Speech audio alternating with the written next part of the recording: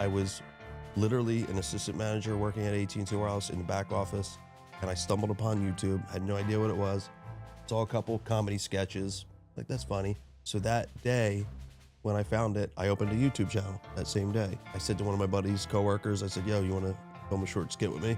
Went right into the office, filmed it, and that was my first video. It snowballed rather quickly. So I put up a video, that one did well. Put another video up, that one did better. Put another video up, that one did better.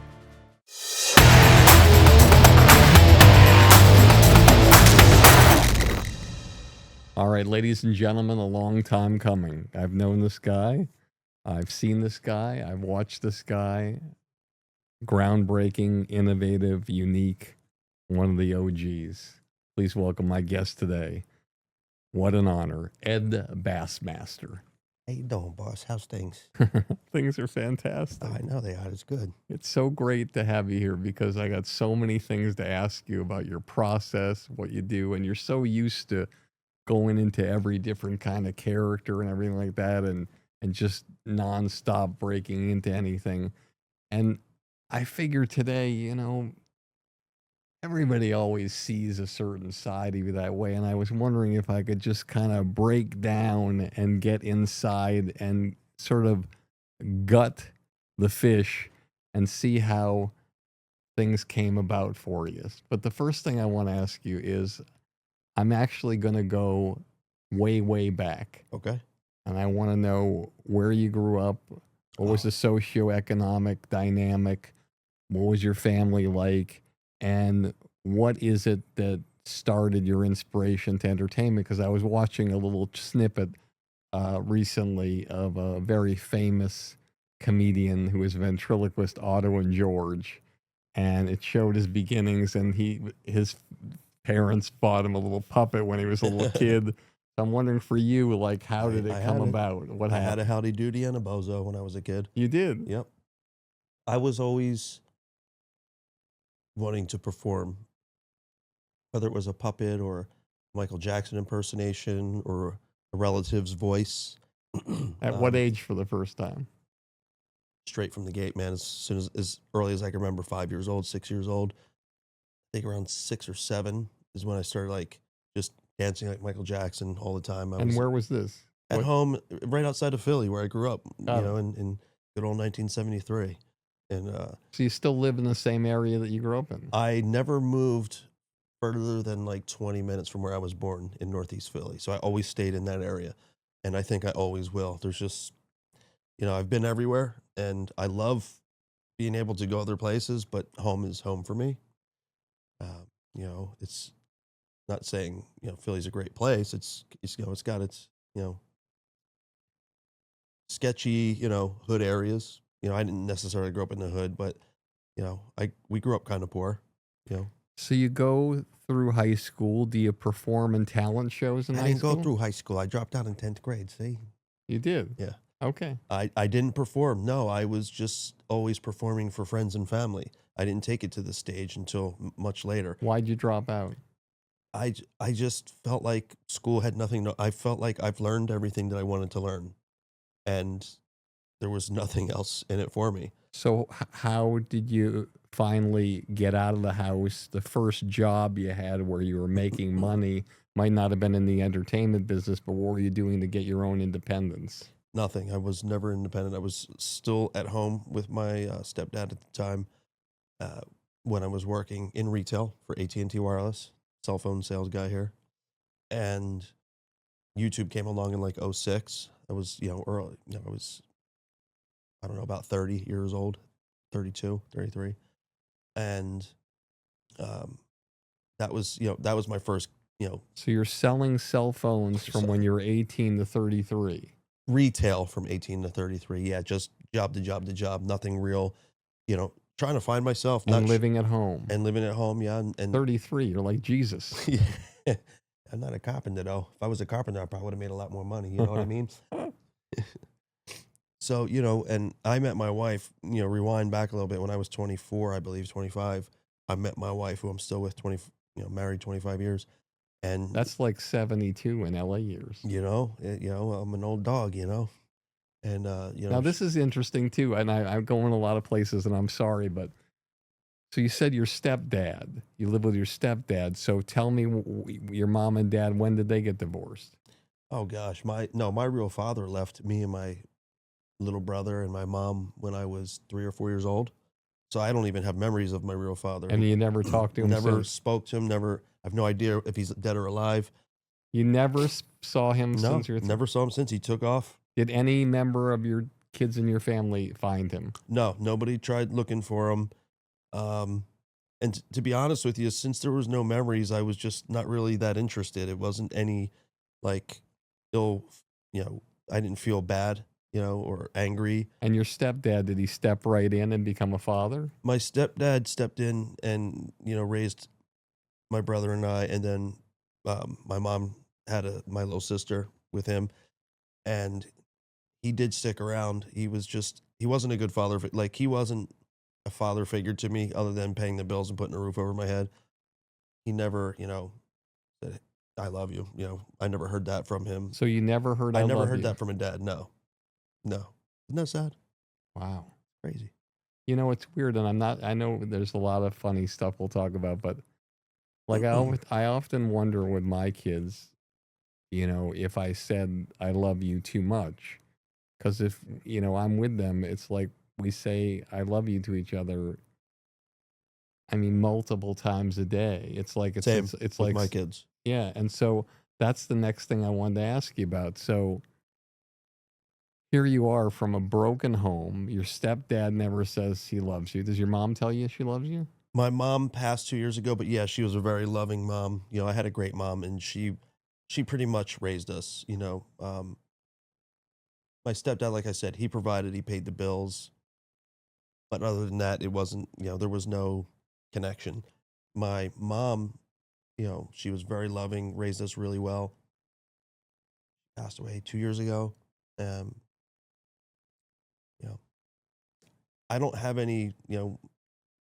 I'm fine. I'm happy. I'm happy. My children really fulfill everything I No, miss out on. this is why I'm saying it's amazing. You come from a broken home. Your stepdad doesn't say I love you. You're a regular father you didn't see since you were 3 years old. You meet a woman. You are married for like 25, 2, 3 decades. You say I love you to your children all the time. Where does this example come from? It came from, like I said, being raised by a loving mother. And as soon as I had my first child, it was, life changing for me. And I always had in the back of my mind that I didn't have that. So I want to be, you know, and like you said, I say I love you to my kids all day long, over and over again. And it's nice because my 22-year-old son, when I just talked to him on the phone earlier today, he says I love you before he hangs up before I do. And that's how I measure my success. Nothing else. My kid, my 22-year-old son, all right, love you, Dad, before I say it. And I'm like, wow, I don't know, that to me is like immeasurable. So I would agree with you. yeah, So let's keep going. So sure. you're 33, you're in this dead end job, you're living at home, YouTube comes along, people can start their own channels if they want to. What's the first? Take me 24 hours before you decide I'm going to form my YouTube channel, and what's your mind thinking, and what's your plan? Well, it's so funny because I just told this story yesterday, so this is great. But I was literally an assistant manager working at AT&T Warehouse in the back office, and I stumbled upon YouTube, had no idea what it was, saw a couple comedy sketches, like that's funny. My whole life I was making people laugh. I was the class clown. People were telling me I should be on a stage doing comedy. So that day, when I found it, I opened a YouTube channel that same day. And then it was the same day I filmed my first YouTube video. Okay. So what's the first thing you do? I open a YouTube channel. I leave my store and go next door to Best Buy and buy a video camera. I come back in The kind of video camera that's like this? No, it was like compact, small Okay. one, handheld, JVC, hard drive, no, card. It was just hard drive. I'm trying to think, maybe 1080, right? And I came back to the store and I said to one of my buddies, coworkers, I said, yo, you want to film a short skit with me? Went right into the office, filmed it, and that was my first video. And it was, But did you write it? no, improvised it. And did you play a character? It was the birth of Always Testy, my character from Philly, on a job interview. You know what I'm saying? Okay, so always testy. So Yeah. it's your first thing. You're 33 years old. What age did you try this character out on somebody for the first time? Probably a year before that. It was just based on like a kid that came into my AT&T store in Philly, just a ghetto kid. He came in, he said, first thing I remember is he came up and said, yeah, I want to apply for a phone. He wanted to apply for a phone. And I'm like, this kid's not getting a phone. There's no way he has credit. And I was right. He didn't have credit. And that was, you know, the seed that was planted.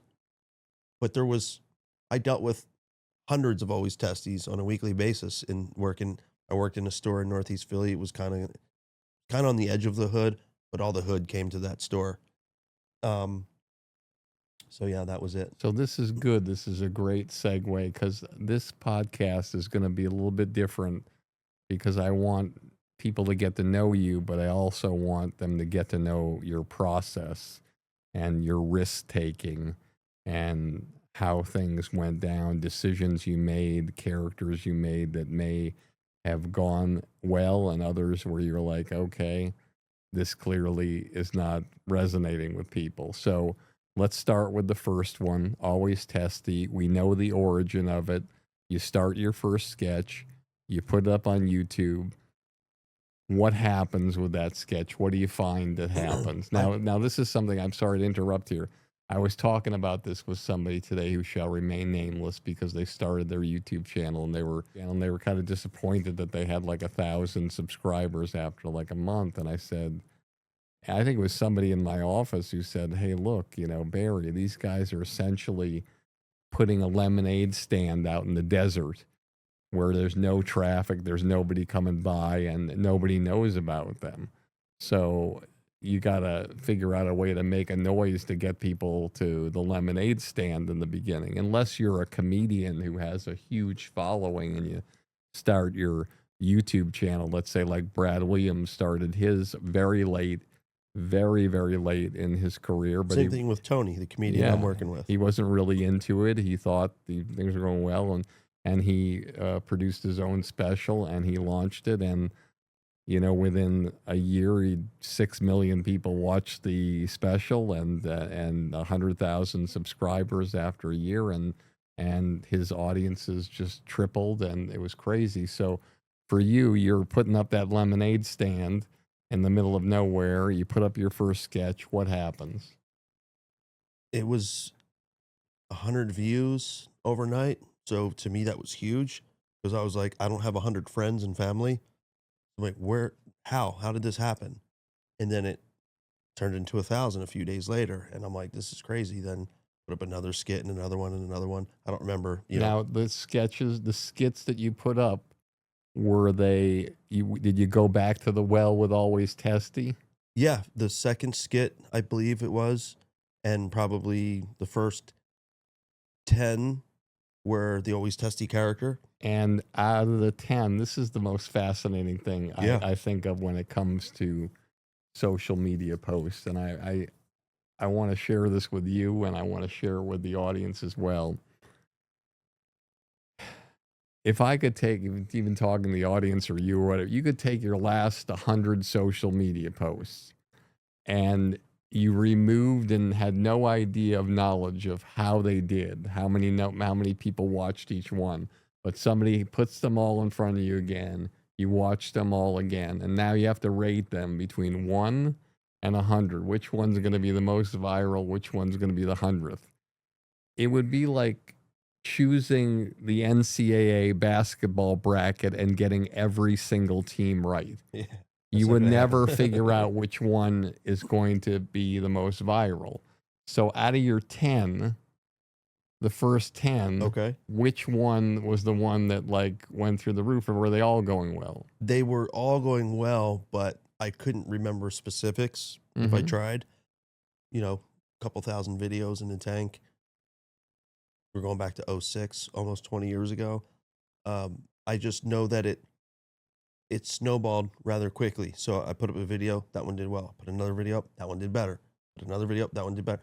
And it was just like, it started snowballing and just people like more, more, more.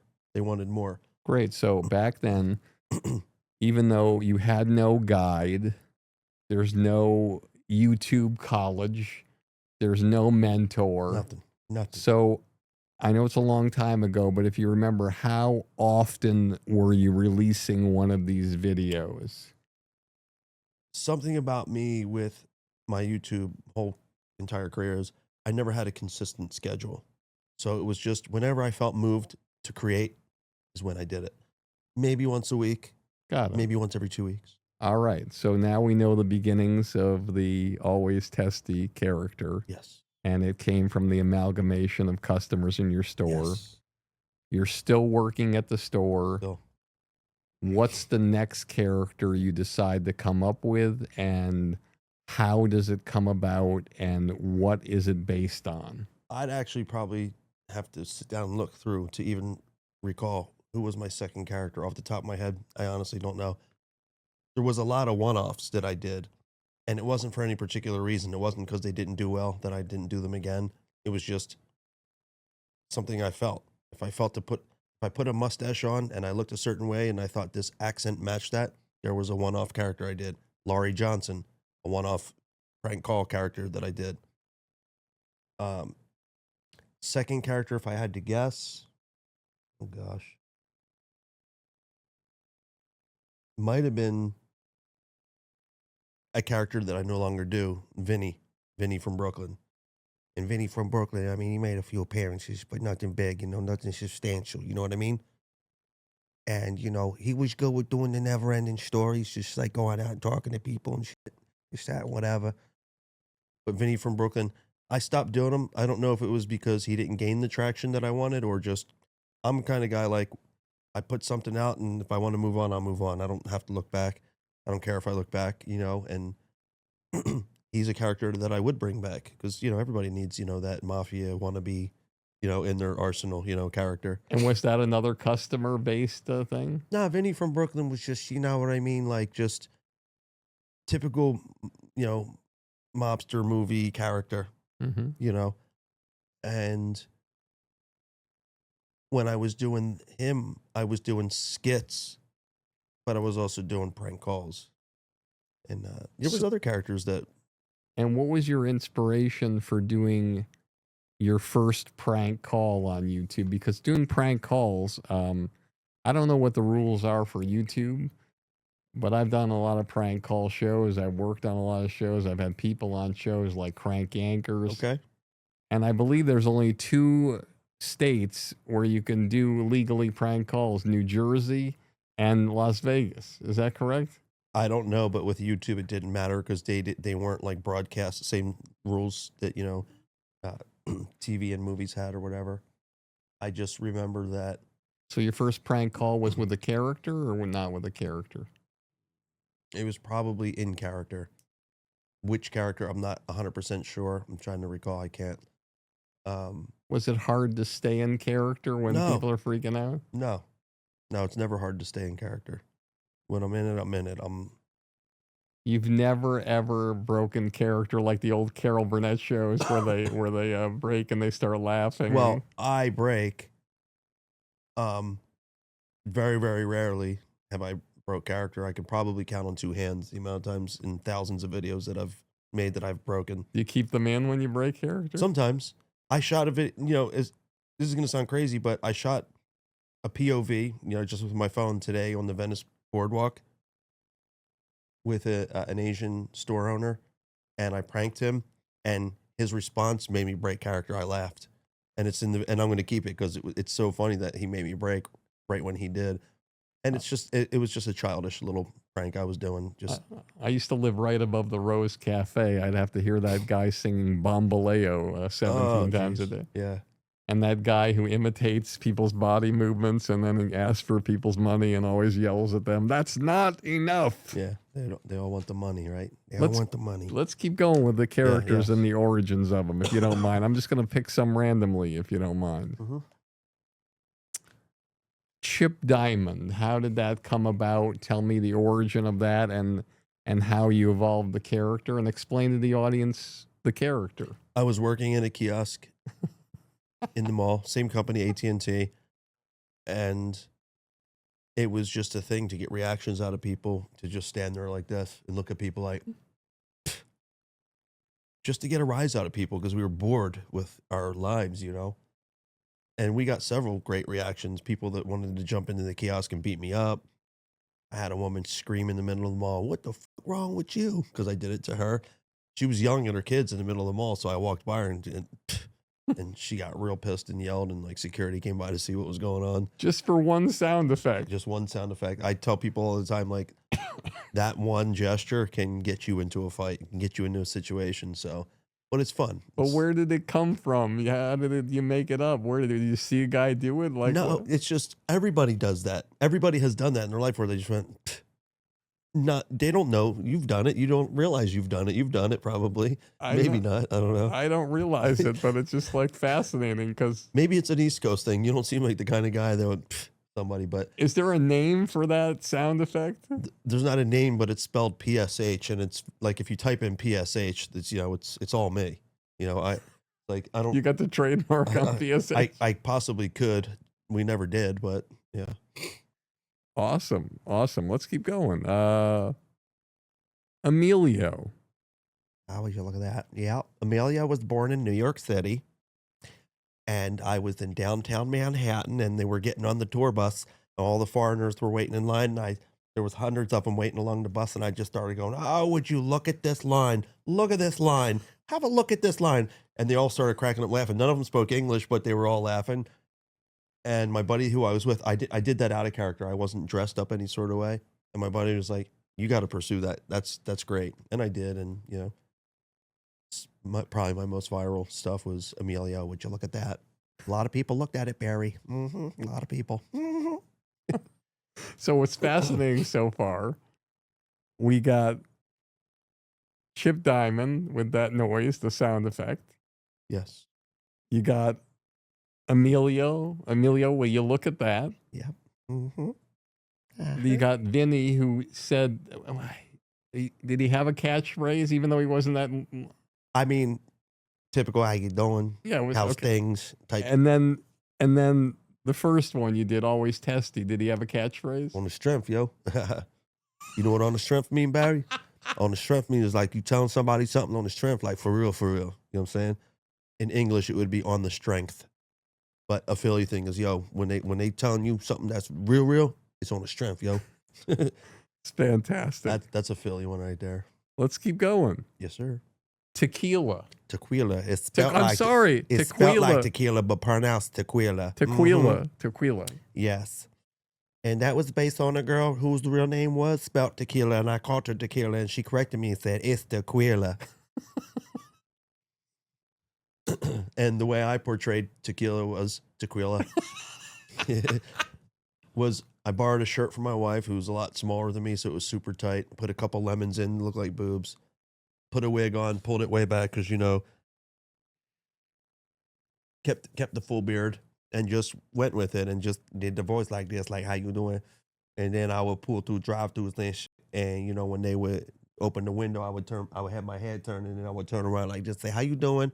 And just the looks and the reactions were amazing. But tequila was based on a real girl I sold a cell phone to. And the catchphrase, "How you doing?" And my favorite thing to do is when I prank call, if they say, you know, like Mike's Pizza Place, I go, "How you doing?" And they say, "How can I help you?" I go, "I said, how you doing?" Like, answer the damn question first before you gonna start getting my money. You know what I'm saying? How these bitches be tripping out here, Barry? It's crazy. Gerard Douche. Gerard Douche. He's from Europe, yes. Where? I don't know. Gerard Douche was Gerard Douche. name speaks for itself, you know. It's, you know, Eastern European. Where did he come maybe. from? Maybe French. I don't know if he's French. Or French. The name is where French. was the origin from for you to find the character? You know, some of these are I'm never gonna recollect. I don't know. That's okay. I don't know. Most likely what happened was a lot of times what I would do is I would just buy a wig if I saw a wig that I liked and then put it on and then just I could look and say, you know, the voice would automatically come out of how this guy would sound. And with the wig that I had on, these guys talking like this kind, well, that's Russian, but Gerard Douchet is like, you know, kind of Rush, maybe. Not sure, but so I don't know where that persona came from, but you know, he's a douche. I matched the name to the personality. I made him a douchebag. He's just a douche. Did he have a catchphrase? No, not that I can remember because I only did a couple videos with him. Got it. Skippy. Skippy, yes. Hey, Barry. Where did that come from? What? The character of Skippy. Philadelphia. Born and raised. No, you didn't buy a cell phone from somebody? No? I'll just Skippy was based on a pair of glasses that I found when I used to work in an old people's home. Before my AT&T Wireless days, I worked in an old people's home, and there would be drawers, you know, in the desk with miscellaneous glasses that our clients would lose along their travels in the old people's home. And I found a pair of glasses that were just super thick. Skippy's glasses actually look like Bubbles from Trailer Park Boys, who I got compared to a lot. But when I started Skippy, I had never even seen Bubbles. And the glasses, and then I just developed, I think he spoke with a lisp. And, you know, he's, you know, socially awkward, slightly on the spectrum, which is okay. It's okay to be on the spectrum. Kenny Ketchum. Hey, Kenny Ketchum. The name speaks for itself. Kenny Ketchum. Stay tuned to find out. And he's a fishing tournament angler and anchor spokesperson. You know, so and he goes around interviewing anglers at fishing tournaments and doesn't know anything, doesn't know shit about fishing, makes fishing videos out on boats and doesn't know like okay, right now I'm gonna teach you guys how to tie a Palomar knot. Okay, Barry, off camera, could you show me how to tie the knot? And you know, just silly, simple shit. Randy Tartleton talks like this, and I only did I think one video with Randy Tartleton. He's kind of like Dr. Phil a little bit, but he's his own persona, and he's just a spokesperson from down in Texas with a really bad carpet on top of his head, and he's just another host. Got it. Let's keep going here. Ronnie. Oh, Ronnie Watts is from fucking up. We got to cuss on here. Yes, you are. He's from Philly, and Port Richmond, which is right next to Kensington. If you look it up, you'll see a lot of zombies. You know what I mean? And a thing that you'll hear in Philly a lot of times is in between sentences, they don't know how to form the next sentence, but they say "but" a lot. You know what I mean? And that's why Ronnie says, you know what I mean? But trying to think of the next thing. Typical Northeast Philly, beer drinking, Flyers, Eagles, sports fan, smokes a lot of cigarettes. Ronnie does. AK is his nickname, the Hacker. And did that come from somebody you sold a cell phone to? Ronnie just came from like, all the guys, a lot of guys I met from Northeast Philly that spoke like that, had that accent, that you know what I mean? So it's just a collage of all the people together, in Northeast Philly that he represents really well. Or Delco. A lot of people say Delaware County, which is right next to Philly. You know what I mean? Excuse me. We'll talk about a few more, then we'll get into some other stuff. Sure. The I work for guy. Oh gosh. So I work, he might have a name. It might be Timmy. And, some people, claim that it's, politically incorrect or making fun of retarded people. But Timmy is, do you remember, what was it, Mad TV, Stewart? Uh-huh. Is that right? Yeah. You know, similar character. It's like, is he playing somebody special needs or is he playing a child? You know, it's kind of hard. You know, he's an adult. He's not a child. That doesn't make any sense, right? So in my eyes, like if I saw Stuart in public, he's special needs, 100%. Mm-hmm. Same with iWork. He's a special needs guy. I show up on construction sites insisting on, you know, getting a hammer and getting to work, and they freak out like, you know what I mean? Hey, and they're calling their foreman on the walkie-talkie like, "Hey, we got a retarded guy here climbing the ladder." Because I would climb ladders, I would starting saws up. How does the character talk and act? I work, I got tools. Then I show up to construction sites, give me a hammer. Let me write with this pen. Ah, it's nice. It's you know, it's low hanging a little bit, but people love that character. Mm-hmm. It's always yelled out at one of my shows. Every one of my shows, somebody yells out, "I work." So they love that character. It's the reactions. And you know, like I say during my live shows, I say like I'm not making fun of, I'm representing somebody in the community. You know, so why shouldn't special needs guys have a character, have a superhero, right? I'm going out and I'm making fun of the regular people. I'm teasing and, you know, pressing the regular people. I'm just wearing a costume. I'm not making fun of, you know, I actually had a guy that has been threatening to kill me because I'm making fun of retarded people with that character. I'm like, I don't think you get the psychology behind it. But, you know, my younger brother who passed away recently, he was on the spectrum, never really diagnosed, but he was diagnosed clinically retarded because back then in the 70s, that's what it wasn't autism, you know? And he was 48 when he passed. His IQ was of like a 7-year-old's.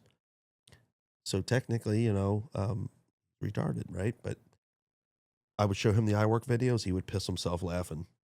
So it's like, hey, man, he liked it, you know? So I don't feel bad about doing that character is the point that I'm making, you know? No, I understand. Yeah. And the last one I want to talk about, one of my favorites, Mumbles. Me, woke up, Bob, she was out here with went back in, it was about 10 years ago. She was at the funeral, which was Papa's house, and he said, "Oh, man, you came on down there, was driving down the street road, he came on the accident, one day, you pulled him over, get shot, and didn't have insurance, kept left in the crime and chain in the crime, I mean."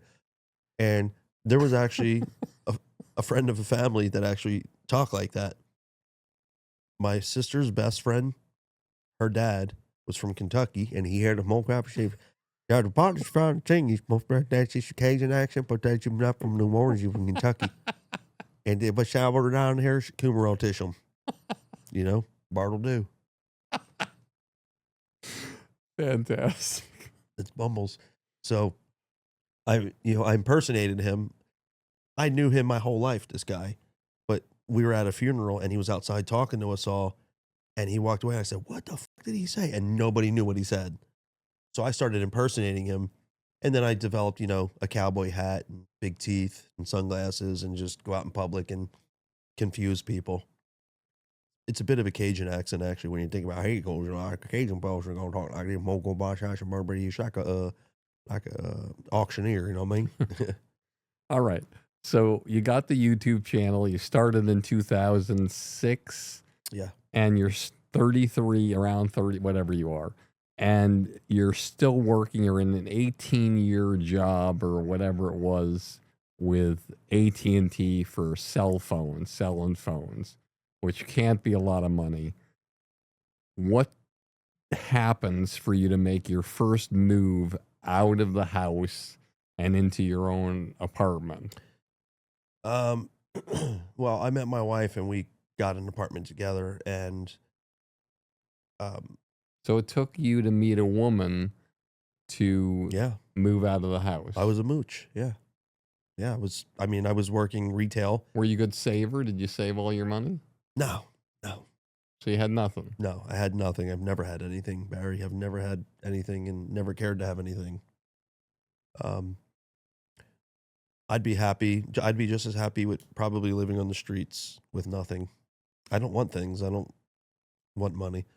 But at any rate, you need money and you need to work and you need to pay bills.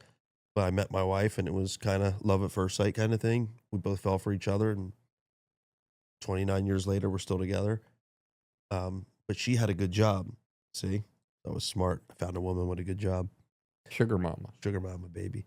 And yeah, Did you move she's into a nice apartment or a studio? no. We get a nice apartment. We're in Northeast Philly. You know, we lived in an apartment for And how old are you then? uh, She's 24. You're about that, got it. right around that. All right. But you're still working the cell phone job 10 years after you're married. Well, we're kind of all over the place with this. When I met her, I was from retail job to retail job. Before I started YouTube in 06, the last 8 years I was at AT&T Wireless. But I was always just working in a mall, working in a kiosk, working retail.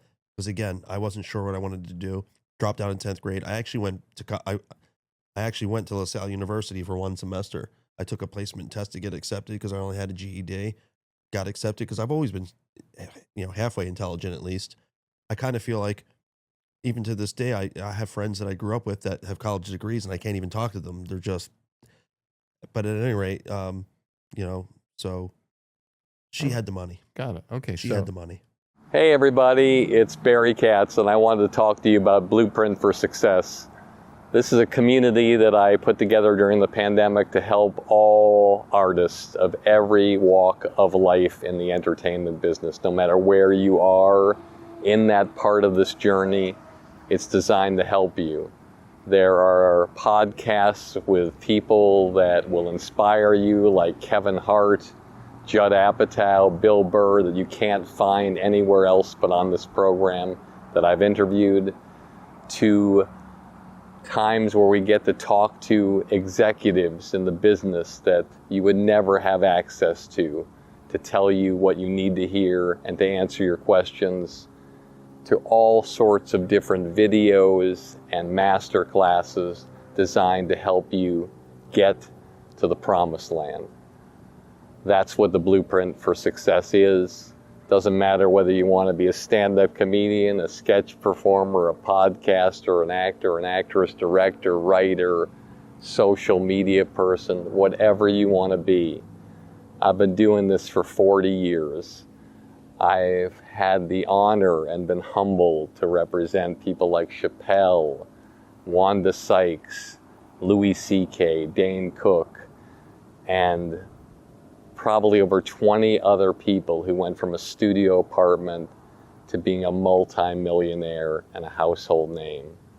And I want that for you, and I wanted to take the time with this program to be able to help you on your way there, to get there and to heighten and increase the trajectory of your career.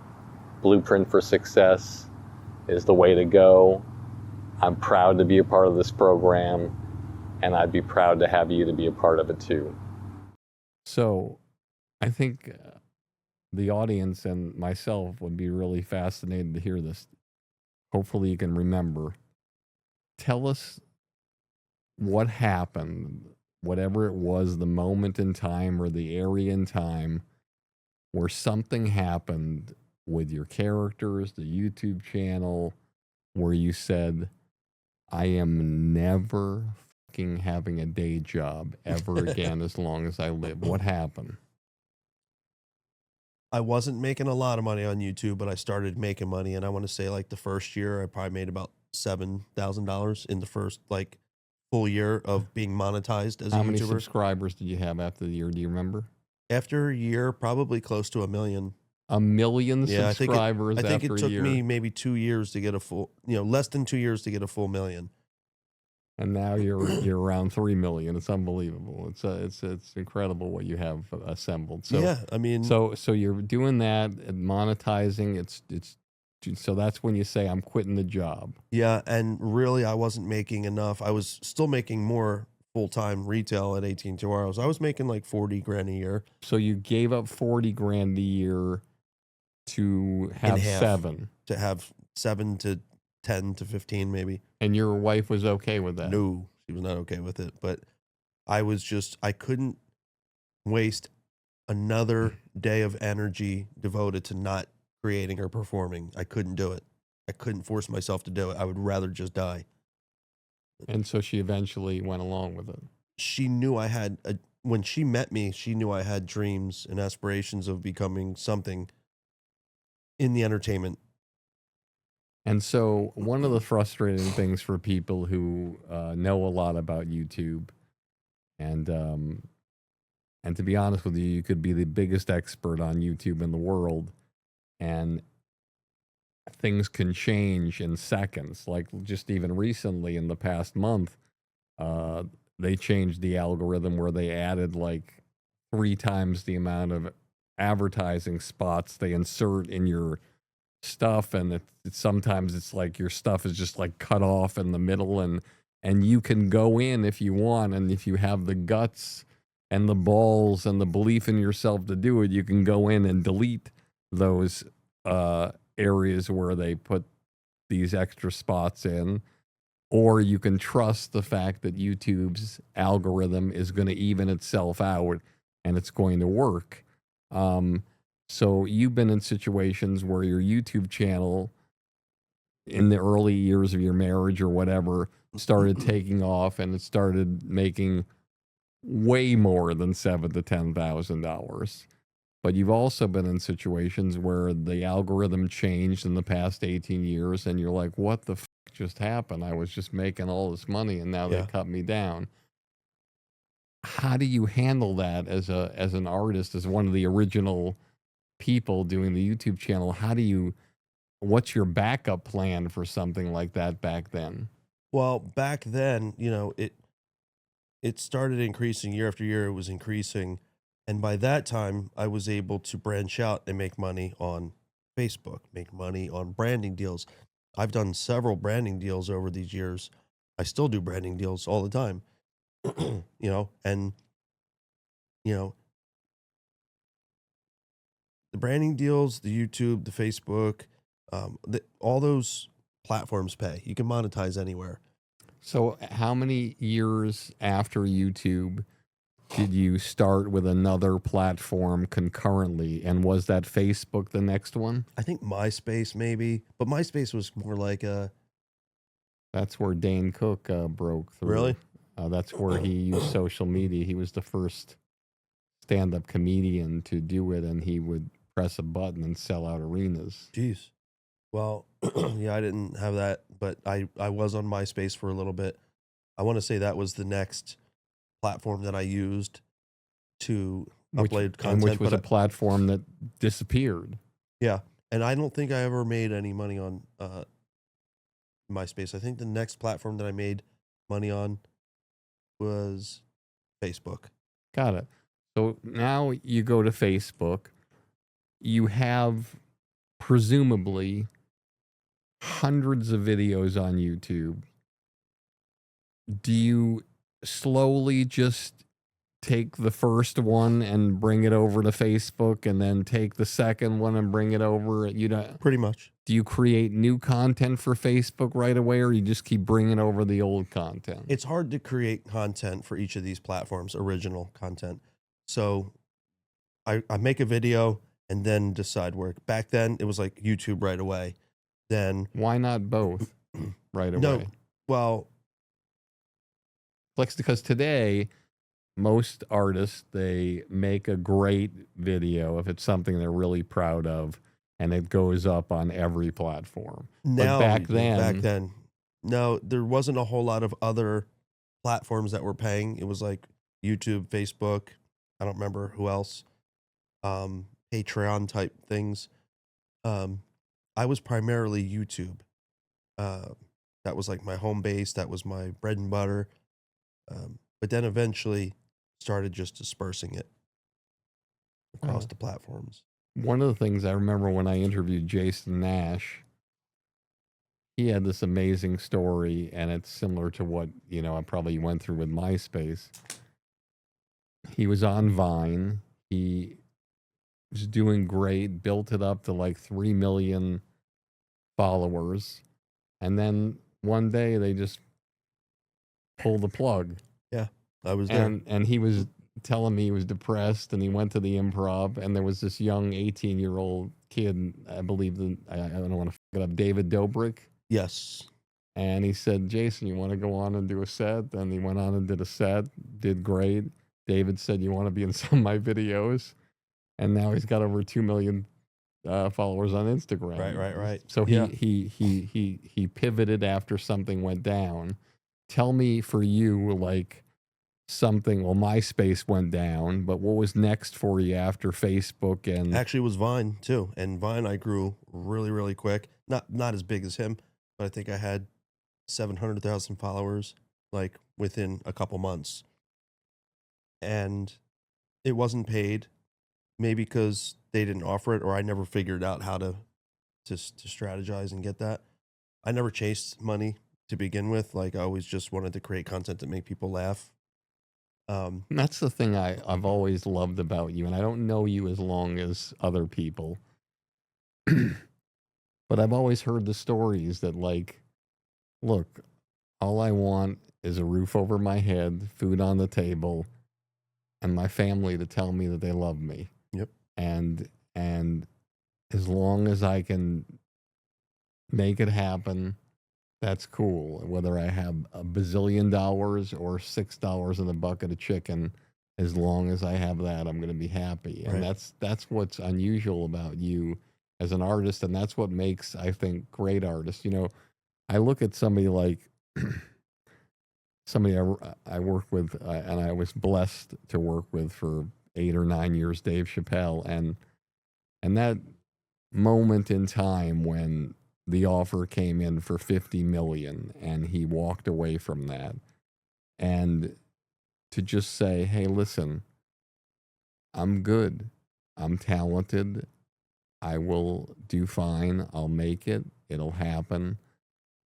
I need to be happy with inside myself, and if I'm happy with inside myself, I believe and I can manifest that great things will happen. Absolutely. Now, granted, Mhm. he's made millions of dollars after that, but you know, I'm sure it took a while before he accumulated what he lost. Wow, sure.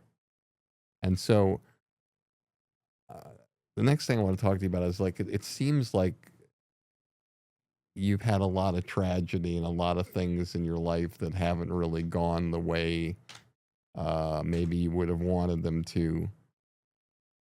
How do you deal with adversity? How do you deal not just adversity in the smaller sense, like, God, I'm putting everything into this character, I'm putting it up.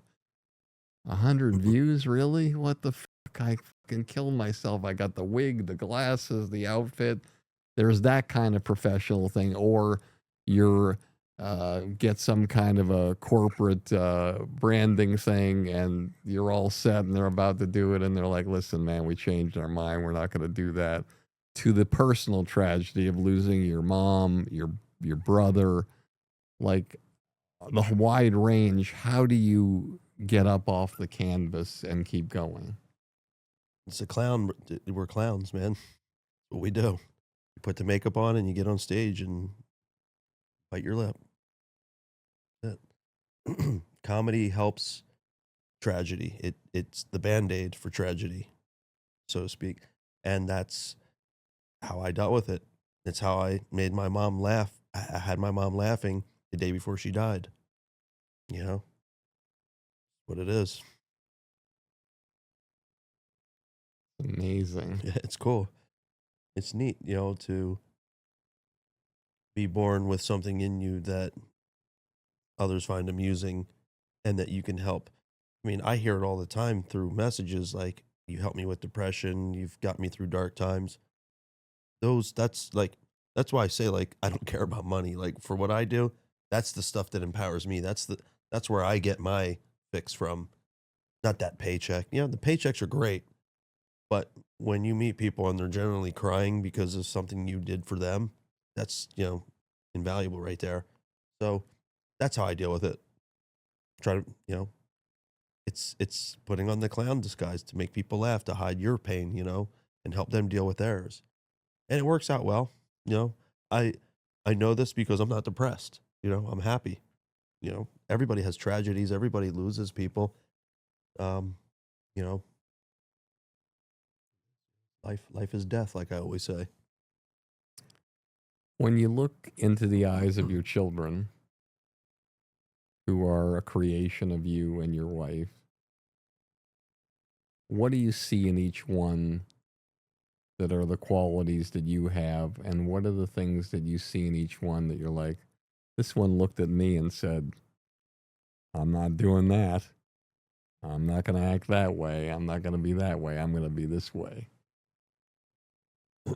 I think the one quality that my kids all have is just their loving hearts, very just loving souls, beautiful souls, kind, you know. My mom raised me that way. I raised my kids that way. Just, you know, love before anything else. It conquers all, like they say, and it really does. Like it trumps everything. Like if you guide by that and you stick to that, and everything else, you know, is irrelevant. That's the general quality that they all have. They're just loving souls. As far as like physical qualities, like whether they're funny or not, they're all pretty much kind of leaning towards my direction with, you know, making people laugh. My 16-year-old, he's blowing up on Instagram right now, making people laugh on TikTok and all that. Do you guide him or you let him do it No. on his own? No, Not one bit of advice. I didn't guide him into that, but now, of course, you know, we work together, me and my 16-year-old son. Like, I'll film something for him, he'll film something for me. We'll collab and do stuff together, which is so funny because my 16-year-old son was never funny. He never made my wife and I laugh. He never tried. He just wasn't a funny kid. Then all of a sudden, he started making videos within like less than a year. And he's really like blowing up. Like, I mean, one has like 8 million or more, maybe 12 million views, and they're funny. And I'm watching them and I'm crying, laughing. I'm like, dude, where were you all this time? You know, What did he say? He doesn't say anything because he's not funny. He's just my 16-year-old, you know, has just always been a serious kid. Not, you know, I rarely see him smile or laugh. He's always stoic. Interesting. Doesn't break character and then start doing that. And, you know, my other kids, they're clowns. They're funny. They try to make their friends laugh. They try to bring people up with laughter and joy, you know, by doing what I do. So it's rubbed off.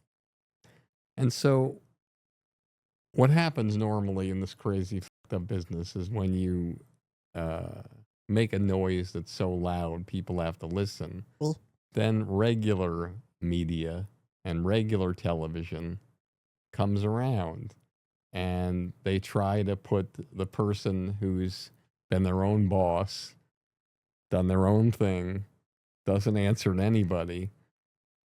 They try to convince them to come in their world, a world where they're an employee, they're a work for hire, and somebody is telling them, hey, this is the script to do, this is what you do here, right. this is what we want here. Mhm. So tell our audience the first time Hollywood came knocking and you did something where you were not the boss. There was somebody guiding you and you had to take direction and listen. Yeah, easy. Branding deals, which are just, you know, videos that you're making for companies.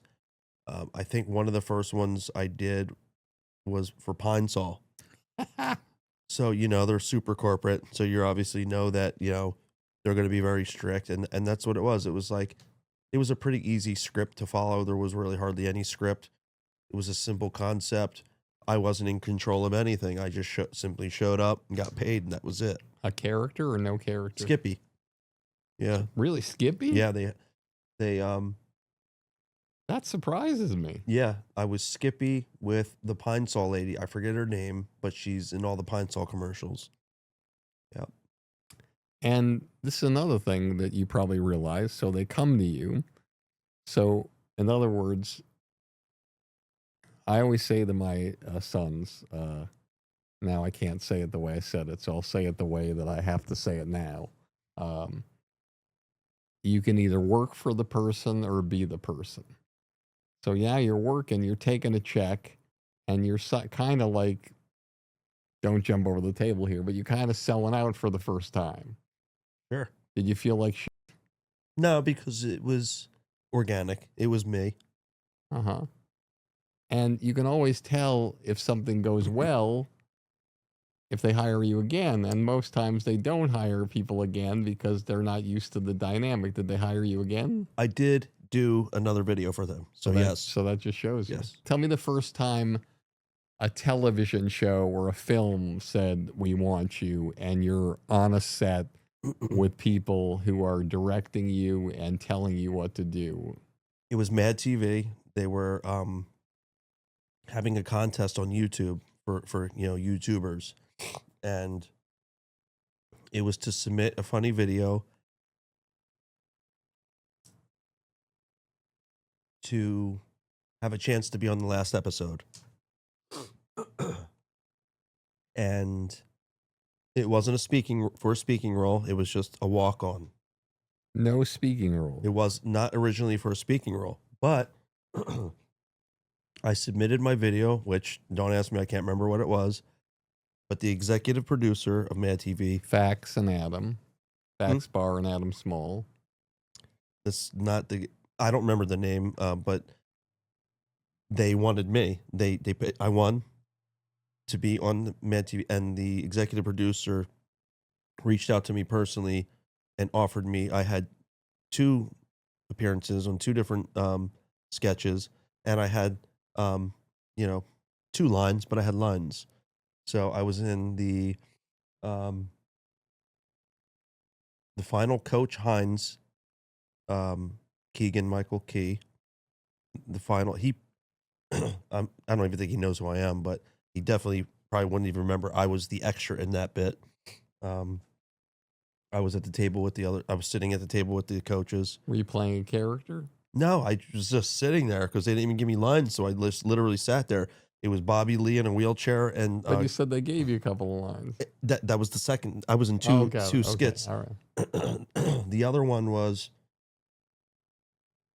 I can't remember what the skit was, but there was a fire, and I was a cook in the back, and I was kind of always testy. They didn't ask for that, but I was just, I just acted like always testy. As the fry cook, I had to come out with the apron and the hat on and say, yo, the kitchen's on fire, or something along those lines. And that was it. Yeah, so that was my first television role, being on set, with actors and comedians, and it was cool. It was awesome. Keegan Michael Key was like super nice, down to earth, just made you feel comfortable. Yeah, it was a good time. I met Fred Willard. Wow. Yeah. The best. Yep. So you get a taste of Hollywood. Yes, sir. But you're living in Philly, or around Philly, in the Jersey area. Yep. Did you want to start coming out here and auditioning for things? Or did you have a dilemma, like, what am I supposed to do? I had a family, and we had to stay there because my wife comes from a big family, super tight to her family, super close. So I couldn't get out here like I wanted to. And, would it have benefited me? Sure, because I was getting offers all the time to come out here. And my wife said, no, we're staying here. So it was a little harder, but I still got by and got through and got, things done. I just didn't get to, with auditions, you literally get a call that day. So it was kind of difficult for me. Any agents who I met, and I did meet several, were just kind of like, you can't audition the guy, So they would try to send me to an audition or 2 in New York, and it just never really panned out into anything. And I feel like the agents that I met early on, they wanted a piece of everything, and I'm like, well, here I am building this empire, this little thing myself. I don't want to give anybody, a cut on the hopes that I might get something, So I kind of just been kind of a lone wolf, Well, it's working pretty well for you. Yeah, it's not bad. So I have a couple more questions. Sure. Your whole career, of all the sketches you've ever done in your entire lifetime, all the pranks, every single thing, if you had to tell one story that's like your holy shit, I can't fucking believe that this happened to me, What's the one story that you put as the highlight chapter of your book if you wrote one?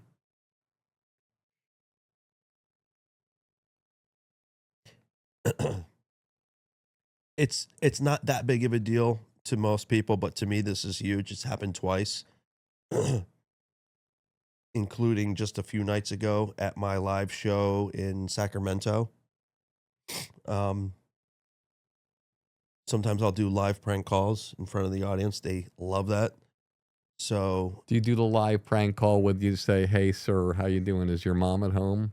Yeah, let's call give me her. your phone. Absolutely. I love that. Yeah. And then I do one of my Now, favorites. how do you? With the iPhone, I just hold it up to the mic. Yeah, because you Yeah. got it. Okay. Yeah, it's never been an issue. Got it. And a common one that I'll do is, yeah, how you doing? I found this phone. This gentleman here, black leather jacket. He's passed out. His phone was next to him. I'm just dialing one of the last numbers he called. Oh, that's my husband Barry. Oh yeah, he's you know what? He's actually pissing himself. I think he's pretty drunk, you know. And just anyway, the other day at one of my shows, I took it upon myself to call. I just Googled O'Reilly Auto Parts Sacramento. I called the first one. I'm like 20 seconds into the prank, and the dude that answered the phone goes, "Is this Ed Bassmaster?" And I was like, dude, you got to be kidding me, right? Rewind about a year and a half ago, I was on another podcast, Burner. I don't know if you know who he is, but he's like the guy who started the Cookies weed brand. He had a podcast. He had me as a guest. Same thing. I called a Toyota dealership in San Francisco, started pranking the guy, and he was, again, "Is this a Bassmaster?" I was like, you gotta be kidding me. They recognized my voice. That was the most crazy thing that's ever happened to me personally. That made me like, wow, that's pretty cool, man. I just randomly called numbers and they recognized my voice. What a great compliment. That's awesome. They recognize your voice, you know? So that was the craziest. Nothing much more crazy than that, you know? 1, 2, 2, 3, 4, 5, 6. 6 degrees of separation. All right, 6 degrees of separation. I'm going to mention some names. Tell me one word, a sentence, something that you think about them, something, a little story, anything. Could be anything. Aries Spears. Love him. Love Ari Spears. I don't watch stand-up comedy clips, or I've just never watched stand-up comedy. I've seen Bill Cosby and Eddie Murphy back in the day and George Carlin back in the day, but in the last 20 years, I haven't watched anybody. Ari Spears is the one comic that actually makes me really laugh. I just like, he reminds me of one of my homies from Philly. So us sitting around, you know, smoking a joint and busting balls and laughing, that's what he reminds me of. So I find him very funny. Bobby Lee. Bobby Lee,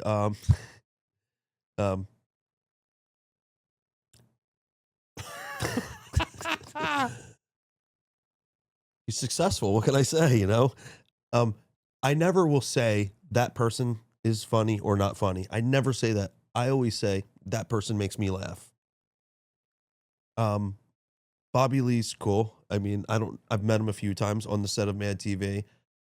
We actually did a show at the Comedy Store about a year ago. We both were in the same showcase show with Annie Lederman. You know, I do find him funny. He does make me laugh, but I don't know how to explain it, man, without, you know, he's great at what he does. It's been proven. You know, everybody has a cup of tea, right? I think the hardest part with somebody like Bobby, or anybody, is that, you know, I think how people are, we don't know how they became the people they are. We don't know what shaped them, why they act a certain way in certain situations. And sometimes when we're not always ready for it, we can feel like, is that guy being this way to me, or is he being that way to me, or why did he say that, or whatever. But when it comes to Bobby, I think his winning formula to me is the fact that you never feel like you're safe or that you're on solid footing, and it's a wonderful.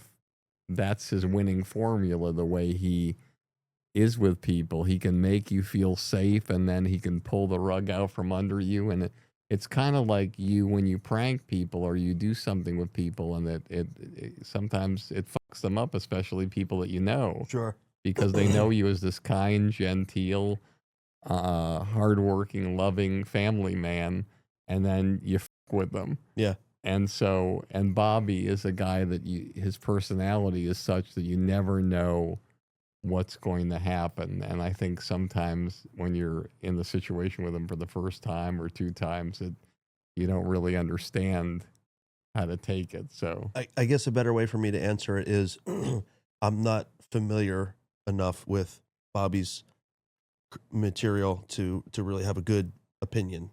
got it. And and again, I'll tell you, ask some more names, and it might not even be about their material. It might be just about them, what Sure. you think, whatever. Steve-O. Steve-O.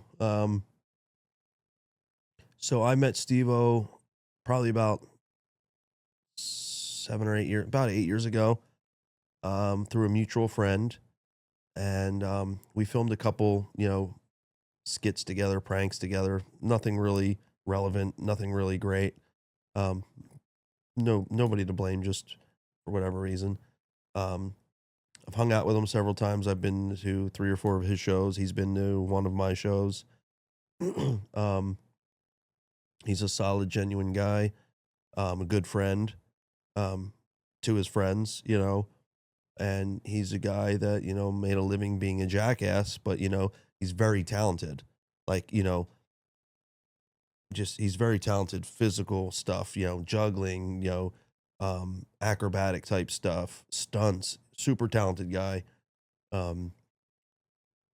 Yeah. And, had the honor of hanging out with him several times, and even at his house when he had his house out here in Hollywood. Genuine guy, Awesome. Pauly Shore. Pauly Shore again. He and I were I had a part in Pauly Shore's last movie, Guest House, and Steve-O was also in that, and Bobby Lee was also in that. And Pauly is, he's an icon. He's a legend. He was the face of MTV for all us kids that grew up in the 80s. We grew up watching him. Pauly Shore is a character, man. Like, I've hung out with him several times. He's a legit character. Like, he doesn't have to be funny. He's just funny, And I've only seen his stand-up once. I went to one of his shows, and he made me laugh several times. So I think Pauly can be funny. I think he is funny. And, he's a character. Snoop Dogg. Crazy, you're channeling these. Misha, my camera guy, were just having a conversation about Snoop earlier today, of how successful he is and how he came from where he came from. I've met Snoop 2 or 3 times, smoked a blunt with him in New York.